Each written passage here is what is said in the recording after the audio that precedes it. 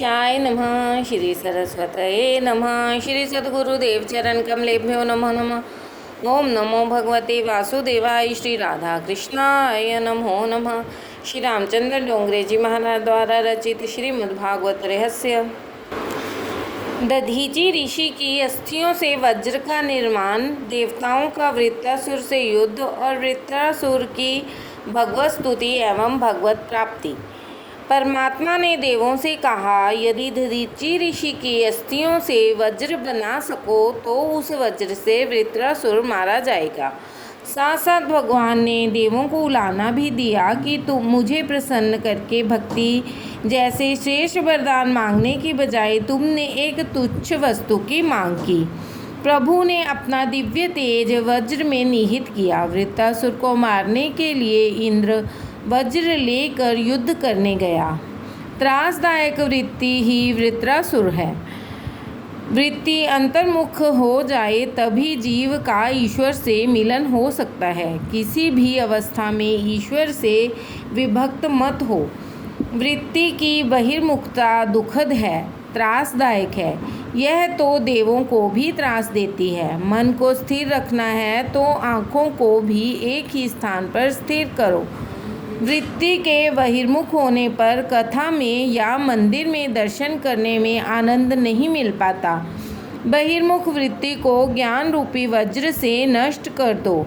ज्ञान प्रधान बल है। इसके सहारे विषय वृत्तियों को, आवरण वृत्तियों को, वृत्रासुर को मारो। तभी इंद्रियों की अधिष्ठाता को, देवों को शांति मिलेगी। भागवत में पहले चरित्र कहा जाता है और उपसंहार में सिद्धांत कहा जाता है। ब्रह्मनिष्ठा ऐसी अचल होनी चाहिए कि अन्य विषयों में रमने का मन ही न हो। मनुष्य विषयों में आनंद खोजता है, इसलिए वह मिलता नहीं है। प्रभु के भजन में वज्र सी अटल निष्ठा रखो। दधीची ब्रह्मनिष्ठ थे, अतः उनकी अस्थियों में भी दिव्यता थी। 1 करोड़ जप करने पर माला में दिव्यता आती है, चेतना आती है। शास्त्रों में कहा है, मंत्र, मूर्ति और माला को कभी मत बदलो। प्रत्येक मंत्र में दिव्य शक्ति है। जो भी मंत्र प्राप्त हुआ हो उसमें दृढ़ निष्ठा रख कर जप करो। मूर्ति भी कभी मत बदलो। जिस स्वरूप में रुचि हो उसमें पूर्णतः निष्ठा रखो, उसी में से प्रभु प्रगटेंगे। वज्र धारण करके इंद्र वृत्रासुर से युद्ध करने गया। दोनों में भयंकर युद्ध हुआ। वृत्रासुर पुष्टि भक्त अर्थात अनुग्रह है। इंद्र के हाथों में वज्र है, इसमें नारायण हैं, किंतु इंद्र को नहीं दिखाई देते। वृत्रासुर को दिखाई देते हैं क्योंकि वह पुष्टि भक्त है। वह इंद्र से कहता है, इंद्र तुम मुझे पर वज्र का प्रहार शीघ्र करो। चाहे तुम्हारी जीत हो, किंतु तुम्हारी अपेक्षा मुझ पर ही भगवान की कृपा अधिक है। लौकिक सुखों की प्राप्ति का प्रयत्न न हो पाए तो मान लो कि ठाकुर जी ने कृपा की है। परमेश्वर जिस किसी जीव पर अधिक कृपा करते हैं उसे लौकिक सुख अधिक नहीं देते। लौकिक सुख मिलने पर जीव ईश्वर से विमुख हो जाता है। श्री कृष्ण का नाम स्मरण लौकिक सुखों की प्राप्ति के लिए कभी मत करो। लौकिक सुख में विघ्न उपस्थित होने पर ही समझ लो कि मुझे प्रभु अलौकिक सुख देने जा रहे हैं। जिस जीव पर प्रभु की कृपा विशेष होती है उसका लौकिक सुख प्राप्ति का प्रयत्न भगवान सफल नहीं होने देते। जिस जीव पर वे साधारण कृपा करते हैं उसे सुख देते हैं। वृत्रासुर ने इंद्र से कहा, इंद्र जीत तो तुम्हारी ही होनी है और स्वर्ग का राज्य भी तुम्हें ही मिलेगा, किंतु मैं तो अपने ठाकुर जी के उस धाम में जाऊंगा जहाँ से मेरा पतन कभी न होगा। तुम्हारा स्वर्ग में पतन हो सकता है किंतु मेरा नहीं। भले ही मुझे लौकिक सुख न मिल सके किंतु मैं तो प्रभु के धाम में जाऊंगा। वृत्रासुर श्री हरि की स्तुति करने लगा। इस स्तुति की वैष्णव ग्रंथों में बड़ी प्रशंसा है। इस स्तुति के 3 श्लोक को कई महात्माओं ने अपना प्रिय श्लोक माना है। प्रभु आप मुझ पर ऐसी कृपा करें कि जिससे आपके चरण कमलों के सेवकों की अनन्य भक्ति से सेवा करने के अवसर मुझे अगले जन्म में फिर भी प्राप्त हो सकें। प्राण वल्लभ, मेरे मन आपके मंगलमय गुणों का स्मरण करता रहे, मेरी वाणी आपका गुणगान करती रहे, मेरा शरीर आपकी सेवा में संलग्न रहे। हे भगवान, आपको छोड़कर तो मुझे स्वर्ग, ब्रह्मलोक, भूमंडल, रसातल, योग सिद्धि, यहाँ तक कि मोक्ष की भी इच्छा नहीं है। आपकी अनुपस्थिति में इन सब का मैं क्या करूं? आपको छोड़कर मुझे और कुछ भी नहीं चाहिए। हे कमल नयन, आपके दर्शन के लिए मेरा मन उसी प्रकार व्याकुल है जिस प्रकार पंख के बिना पक्षी के बच्चे अपनी माता की राह ताकते हैं, या भूखे बछड़े दूध पीने के लिए अपनी गौ माता की प्रतीक्षा करते हैं, या विरहिणी पत्नी अपने परदेसी पति से मिलने के लिए उत्कंठित रहती है। प्रभु मिलन की आतुरता इतनी उत्कृष्ट होनी चाहिए कि यह इन दृष्टांतों के द्वारा बताया गया है। प्रभु, मुझे मुक्ति की इच्छा नहीं है। अपने कर्मों के फलस्वरूप मुझे जन्म मृत्यु के चक्कर में बार बार फंसना पड़े तो उसकी भी मुझे परवाह नहीं है, किंतु मैं जहाँ जाऊँ, वहाँ किसी भी योनि में जन्मूँ, वहाँ मुझे प्रभु के प्रिय भक्तजनों की मैत्री मिलती रहे। हे भगवान, मैं मात्र इतना ही चाहता हूँ कि आपकी माया के कारण शरीर, घर, स्त्री, पुत्र आदि में आसक्त मनुष्यों से कहीं भी किसी प्रकार का भी मेरा संबंध न होने पाए। दीन होकर शरण में जाने पर जीव को प्रभु अपनाते हैं। वृत्रासुर इतना दीन था, वह कहता है कि मैं भगवान की सेवा करने के लिए तू अपात्र हूँ, अतः भगवान के दासों के दास की सेवा करूँगा। मैं भगवान के सेवक वैष्णवों की सेवा करूँगा। मैंने सभी इंद्रियों को भक्ति रस का दान किया। मेरी वाणी कृष्ण कीर्तन करे, मेरे कान उनकी कथा सुने। वैराग्य बिना भक्ति दृढ़ नहीं हो पाती। भक्ति भोग के लिए मत करो, भक्ति तो भगवान के लिए ही की जाती है। दूसरा श्लोक वैराग्य का है। वृत्रासुर भक्ति के द्वारा इंद्र का राज्य या मोक्ष पाने की अभिलाषा नहीं करता। भगवान ने वृत्रासुर से पूछा कि वैष्णवों की सेवा करके तुझे कुछ मांगना है क्या? तो उसने उत्तर दिया, मुझे स्वर्ग तो क्या ब्रह्मलोक के राज्य की भी इच्छा नहीं है। भोग भक्ति में बाधक हैं। आजकल तो शिक्षा ही ऐसी दी जाती है जिससे विषय वासना बढ़ती जा रही है, और विषय वासना बढ़ने के कारण जीवन भी बिगड़ता जा रहा है। वृत्रासुर कहता है कि मेरी तो कोई इच्छा नहीं है, मैं तो आपकी सेवा करना चाहता हूँ, आपके ही उपयोग में आना चाहता हूँ। पहले श्लोक में वृत्रासुर की शरणागति है और दूसरे श्लोक में उसका वैराग्य प्रकट होता है। ज्ञानी शरणागति के 3 भेद मानते हैं। नाथ, मैं आपका हूँ। परमात्मा के द्वारा अपनाए जाने पर जीव मानता है कि ठाकुर जी मेरे हैं, भगवान मेरे हैं। ऐसे भाव के उदय होने पर अनुभव होता है कि जगत में अब और कुछ भी नहीं है। ज्ञान और वैराग्य के बढ़ने पर सब कुछ भगवानमय ही लगता है। मेरापन चला जाता है। अहम ब्रह्मास्मि की प्रतीति होने लगती है। जगत में उसके लिए भगवान के सिवा और कुछ भी नहीं रह जाता। मैं नहीं रह पाता, वह मैं ईश्वर में विलीन हो जाता है। वैष्णव के बिना शरणागति दृढ़ नहीं हो सकती। तीसरे श्लोक में प्रार्थना की गई है कि हे प्रभु, आपके दर्शन के हेतु मुझे आतुर बनाएं। परमात्मा पूर्ण प्रेम मांगते हैं, पर जीव उन्हें पूर्ण प्रेम नहीं देता, अतः उनको वह भाता नहीं है। जीव अपना प्रेम देता है स्त्री पुत्र आदि को। अतः वृत्रासुर कहता है कि मेरी तो एक ही इच्छा है कि आपके दर्शन के लिए मैं आतुर बनूं। चौथे श्लोक में वृत्रासुर ने सत्संग की अभिलाषा व्यक्त की है। वह कहता है कि यदि पुनर्जन्म मिलना ही है तो हे प्रभु, आप मुझे वैष्णव के घर की गायें ही बनाएं। यदि मेरा दूध प्रभु के उपयोग में आने वाला हो तो मैं पशु भी बनने के लिए तैयार हूँ। पशु शरीर में भी मुझे सत्संग ही मिले। वृत्रासुर ने तो ऐसी स्तुति की कि इंद्रासन भी डोलने लगा। भक्ति भगवान को परतंत्र बना देती है, अर्थात भक्ति भगवान को भक्त के वश में कर देती है। अतः भगवान मुक्ति तो देते हैं, भक्ति नहीं। भगवान जब कृपा करते हैं तब वे अंत में नष्ट होने वाली संपत्ति नहीं, भक्ति ही देते हैं। भगवान मुक्ति तो शीघ्र भी दे देते हैं, भक्ति नहीं। क्योंकि यदि भगवान भक्ति दें तो उन्हें भक्त का सेवक भी बनना पड़ जाता है। भक्ति स्वतंत्र परमात्मा को प्रेम के बंधन में बांध देती है। स्तुति के समाप्त होने पर इंद्र ने वृत्रासुर का वध किया। वृत्रासुर के शरीर से निकला हुआ तेज भगवत शरीर में विलीन हो गया। भगवान ने वृत्रासुर का उद्धार किया। छठे स्कंद में पुष्टि लीला का वर्णन है। भगवान ने वृत्रासुर को पुष्टि भक्ति प्रदान की, अर्थात उस पर कृपा की।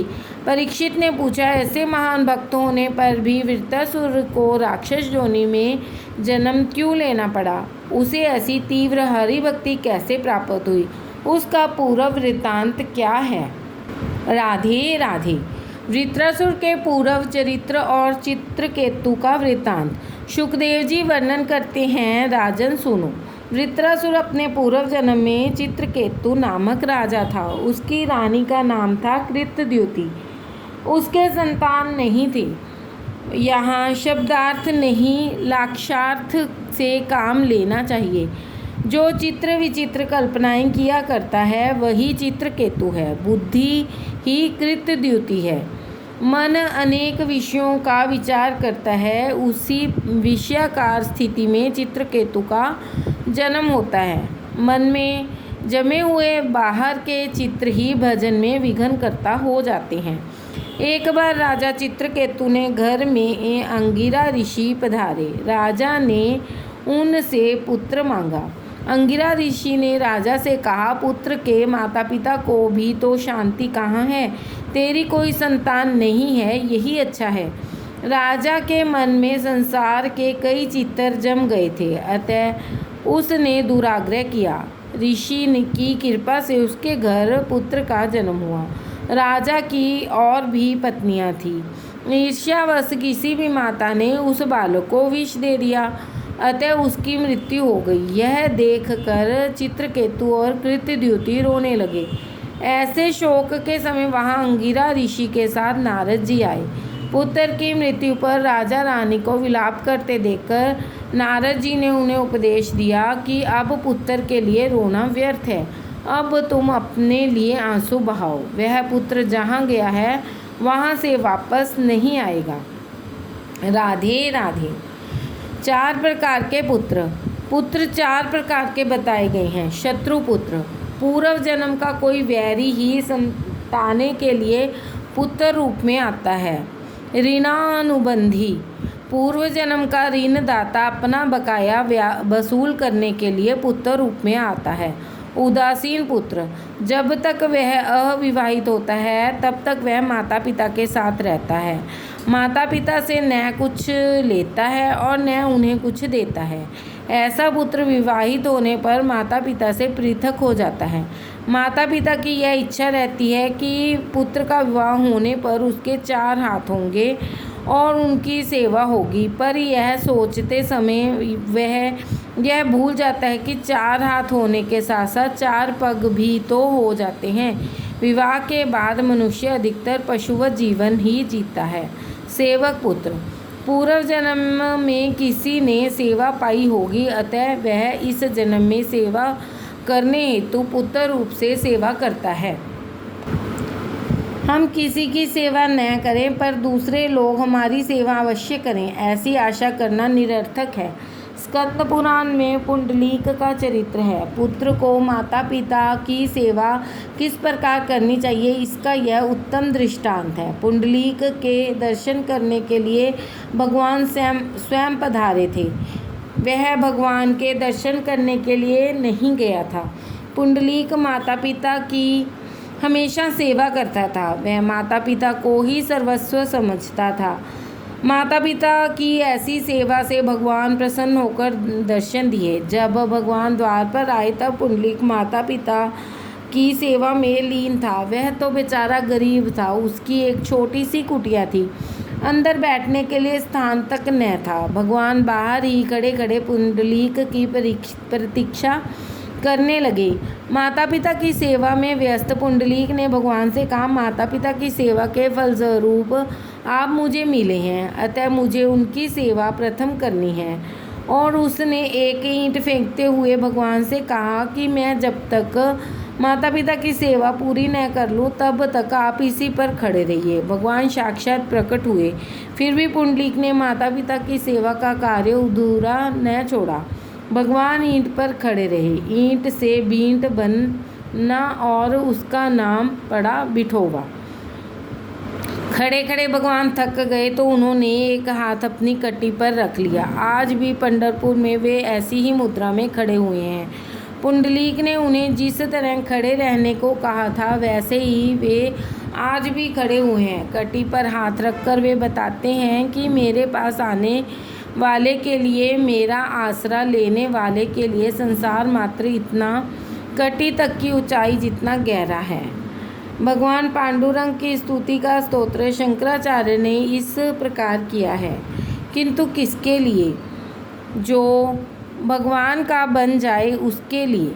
नारद जी ने कहा है कि चित्रकेतु कहते हैं, राजन तुम्हारा शत्रु ही पुत्र बनकर जन्मा था, अच्छा हुआ वह मर गया। तुम्हें तो आनंद मानना चाहिए। घर, धन, पत्नी, विविध ऐश्वर्य, शब्द आदि विषय, राज्य, समृद्धि, सेवक, मित्रजन, रिश्तेदार आदि सभी शोक, मोह, भय और दुख के दाता हैं। ये सभी नाशवान हैं। जीव के हजारों जन्म हो गए हैं और हो रहे हैं और होंगे। उनमें कौन किसका सगा और कौन किसका संबंधी। जिस प्रकार जल प्रवाह में बालू के कण कभी इकट्ठे होते हैं और कभी बिखर जाते हैं, उसी प्रकार समय के प्रवाह में संसार के प्राणी इकट्ठे होते हैं और बिछुड़ जाते हैं। जब उस मृत राजकुमार की जीवात्मा को लाया गया तो वह किसी को भी नहीं पहचानता था। उसने कहा, मेरे तो हजारों जन्म हो गए हैं, मैं उनमें से कौन कौन के जन्म के माता पिता को याद रखूं। और ऐसा कहकर जीवात्मा चली गई। नारद जी ने कहा, राजन तुम किसके लिए रो रहे हो? वह तो तुम्हारी ओर दृष्टि भी फेरने को तैयार नहीं है, फिर भी तुम शोक कर रहे हो। नारद जी ने चित्रकेतु को दिव्य ज्ञान दिया और तत्वोपदेश दिया तथा मंत्र का भी उपदेश दिया। इसके बाद चित्रकेतु राजा ने तपश्चर्या की और भगवान के नाम का जप किया, अतः उसे भगवान के दर्शन हुए। उसके सारे पापों का क्षय हो गया, वह महाज्ञानी और महासिद्ध हो गया और भगवान ने उसे पार्षद बना लिया। एक दिन चित्रकेतु आकाश में विहार कर रहा था। वह घूमता फिरता कैलाश धाम आया। वहाँ उसने देखा कि पार्वती जी शिवजी की गोद में बैठी हुई हैं। यह देखकर उसका मन में कुभाव जागा।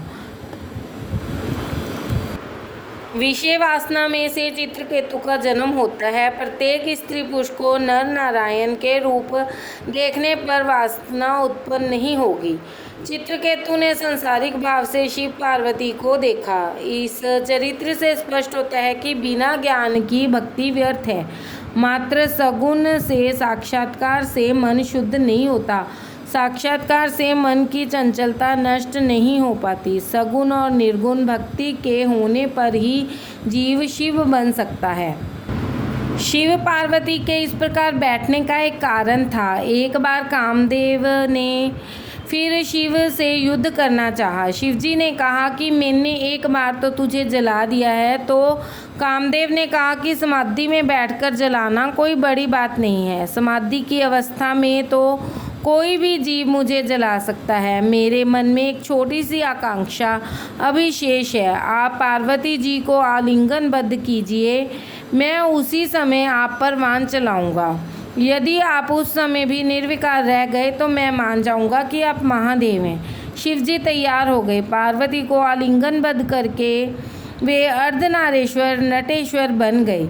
काम ने उन्हें विचलित करने की पूरी कोशिश की, किंतु उसे सफलता न मिली। शंकर निर्विकार ही रहे। कामदेव ने अपनी पराजय स्वीकार कर ली और शिवजी की शरण में आ गया।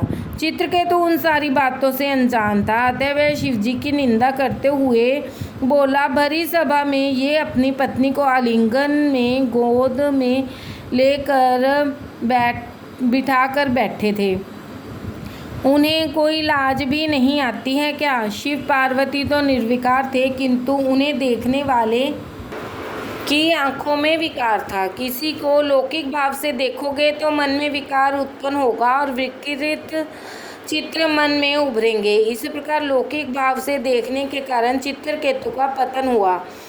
उसकी निंदा से शिवजी को तो कुछ बुरा ना लगा। जिसके सिर पर गंगा ज्ञान गंगा हो उसे निंदा रस प्रभावित नहीं कर सकता, किंतु पार्वती जी के लिए यह बात असह्य थी।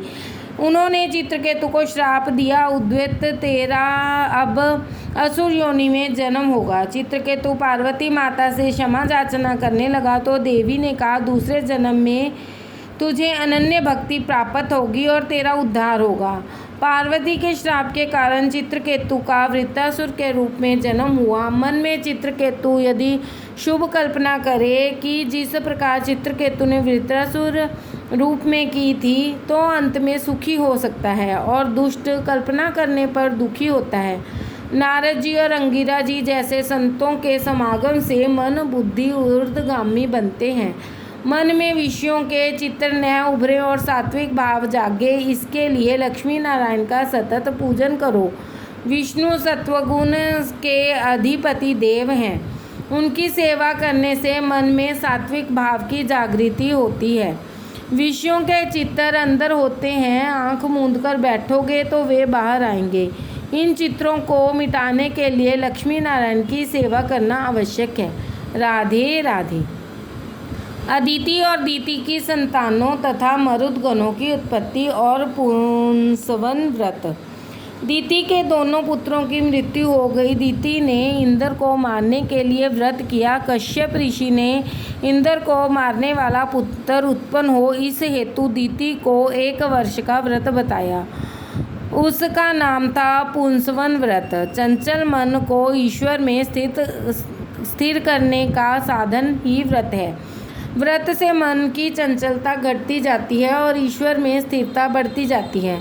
मन को ईश्वर में लगाए रखने का साधन ही व्रत है। दीति ने व्रत तो किया, किंतु व्रत के नियमों का बराबर पालन न करने के कारण व्रत भंग हुआ। परिणामतः मरुदगणों की उत्पत्ति हुई। भेद बुद्धि ही दीति है। चंचल मनोवृत्ति को एक ही स्थान पर स्थिर करके एक को अनेक में निहारा जाए, तभी व्रत सफल होता है। भेदभाव के कारण दीति का व्रत भंग हो गया। अब दीति ने इंद्र से कहा कि ये मेरी संतानें हैं, किंतु इनकी गणना देवों में होगी। अब दीति के मन में इंद्र के लिए कुभाव नहीं रहा। इन मरुदगणों की उत्पत्ति का वर्णन करके स्कंद की कथा समाप्त हो गई है। श्री कृष्ण गोविंद हरे मुरारे, हे नाथ नारायण वासुदेवा। राधे राधे।